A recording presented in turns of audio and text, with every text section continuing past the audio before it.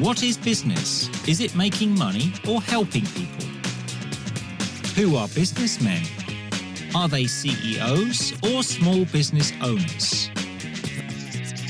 No matter how big or small a business is, it speaks the same language, the language of business. Hello, my name is Jason Palmer and welcome to the Language of Business. As usual, we're here to give you an insight into the world of business and improve your commercial English skills. To start, I've got a question for all of you. Which prominent English figure was known for his or her rich collection of china? Was it Margaret Thatcher, Princess Diana, or Winston Churchill? The answer is Winston Churchill. Known for his gentle disposition and collection of china, Winston Churchill was even nicknamed Pretty Fanny. Fascinating, isn't it? As you have guessed, today we will not only be talking about china, but chinaware. That is, plates, mugs, jugs, teapots, bowls, and many other things. Chinaware can be bone china, fine china, porcelain china, stoneware, or earthenware. And all of this can be bought at a chinaware shop. What is a chinaware shop? A chinaware shop is a place where you can buy plates, mugs, jugs, and other things made of china that can be used both for practical as well as decorative purposes. Most often, here you can buy anything from full sets of china to individual items. Today, we are going to have a closer look at china shops with Josie Firmin, the owner and the chief painter of the Cosmo China Shop. I'm Josie Firmin. I'm the owner of Cosmo China. I'm the chief painter. I do most of the painting here. How much money did Josie need to start her business? Did she need to borrow money? How did her landlord help her? And what is a landlord? Let's find out. How did Josie's landlord help her? He gave her money. He didn't take much money from her. He gave her the shop for free. Let's watch the video to find out. I never borrowed money. I have never borrowed money, but I have had Christopher to help me do it. He is the landlord here, and without him, I couldn't do it because he's a very generous landlord and he doesn't charge huge rent. So he's been very good to the business. I don't like debt, so I don't like borrowing money. So we've just grown very slowly. I've been doing it for 30 years. And we just went slowly, and we just expanded a little bit at a time. And now we don't have debt, we pay the bills, we don't do wholesale, we only do retail, direct to the customer. According to Josie, Christopher, her landlord or property owner, doesn't charge her huge rent. To charge means to demand payment, or in other words, to ask for an amount of money as a price. He is the landlord here, and without him, I couldn't do it because he's a very generous landlord and he doesn't charge huge rent. Rent is a synonym of payment or an amount of money paid regularly for using someone's room or a building. Josie stresses that she doesn't like debt. Debt means obligation, or in other words, money owed to others. I don't like debt, so I don't like borrowing money. Let's listen once again to how Josie talks about starting her business. We just expanded a little bit at a time, and now we don't have debt, we pay the bills, we don't do wholesale, we only do retail, direct to the customer. In this part of the interview, Josie said that her company does only retail. Retail, as opposed to wholesale, is the sale of products directly to the public for their own use. So, when Josie said that she does only retail, It means that she sells china only direct to her clients.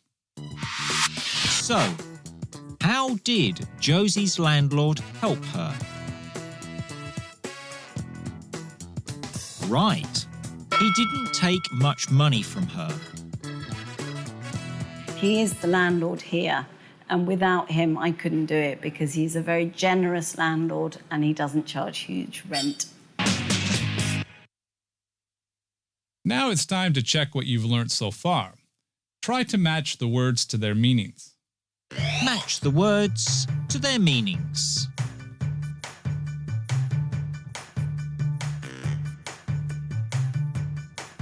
Let's check.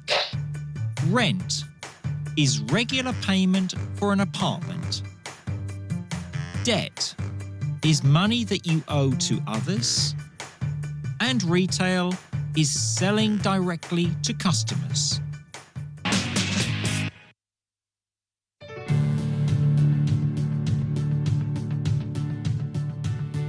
The Cosmo China Shop is a bespoke china painting business based in London. The painting is done by a number of staff artists. Each of them has their own designs or style, so that you can always choose a particular style or pattern you'd like. It is possible to request to have something painted specially for you, involving inscriptions. How does Josie choose new artists? What do they need to become a part of the team? Are they staff artists or are they self-employed?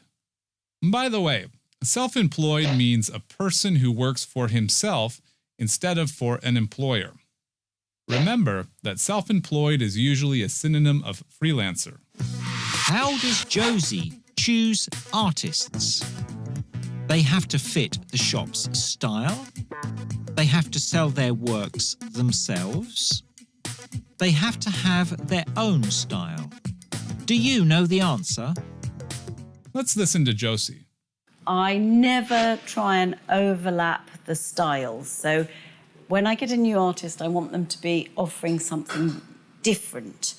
We're all self-employed, including me. We only get paid when we sell something. So we don't want to be too much in competition. So we need our little niche. So, how to become an artist for Josie?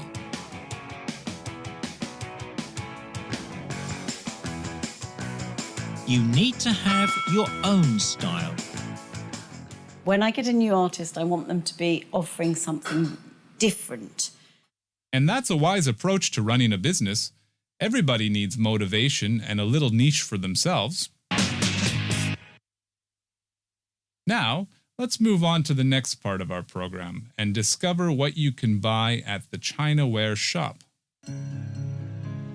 The Cosmo China Shop boasts of selling hand-painted one-off pieces, or things that are made only once.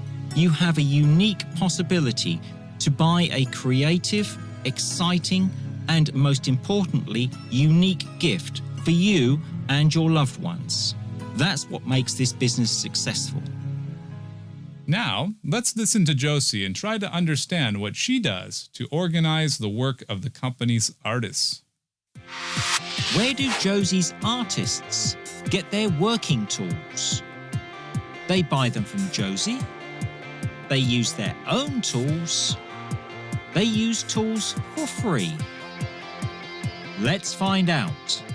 Everything is done in the studio. All the artists paint in the studio, either here in London or the Canterbury shop. I provide everything they need to do it. The china, the paint, the kiln, the brushes, the pen, everything. Reference books, the contact to the internet so that they can look things up. They are responsible for what they do. You know, they come up with the designs. I don't tell them. I can only advise them. And Emily and Ollie will be there to tell them what the customer feedback is. In this part, Josie says that the artists themselves come up with the designs. Come up with something means to think of something, such as an idea, in our case, design. So, when Josie says that artists themselves come up with the designs, She means that they think of new designs. They come up with the designs. I don't tell them. I can only advise them. And Emily and Ollie will be there to tell them what the customer feedback is. Customer feedback is an evaluation or criticism by the clients, or in other words, information coming directly from clients about the product made. In our case, customer feedback is satisfaction or dissatisfaction about the product. Do you know where Josie's artists get their working tools? Exactly. They get tools at the shop for free. I provide everything they need to do it. So, thank you, Josie. Today we've heard some interesting words and phrases from the language of business. Do you remember them? They are landlord, charge rent, debt, wholesale, retail, self-employed, come up with something, and customer feedback. And now it's time to check what you've learned today. Here's your task. Match the two parts of these collocations.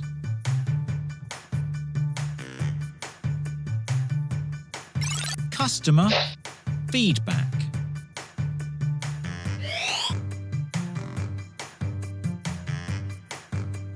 To charge rent. Now, we've learned some secrets of running a china shop. Interesting, right? So would you like to run such a business? Let's ask Josie for some advice. Don't take out a big loan. Do it slowly, do it gradually. I think things that grow slower are stronger, more solid. Find your market. Don't overstretch yourself too quickly. Just go slowly. Great! Now you know everything about the chinaware business. But what about starting your own chinaware shop? Maybe you've already got an original idea on how to do it. In this case, have no fear and go for it. This has been Jason Palmer. See you in the next episode of The Language of Business.